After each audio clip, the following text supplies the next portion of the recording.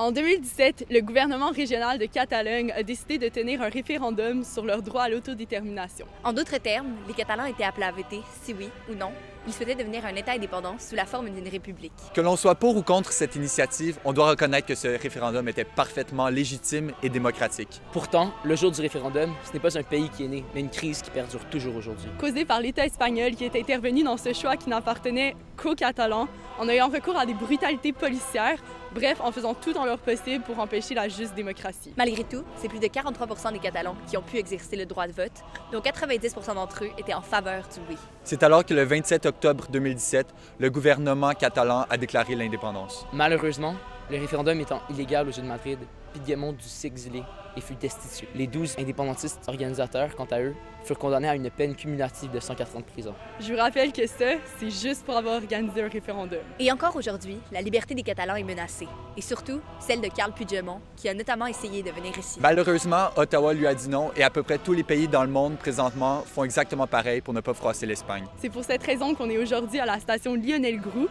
en sensibilisant et en mobilisant pour l'autodétermination en soutien au peuple catalan. Et M. Puigdemont, nous vous souhaitons la bienvenue.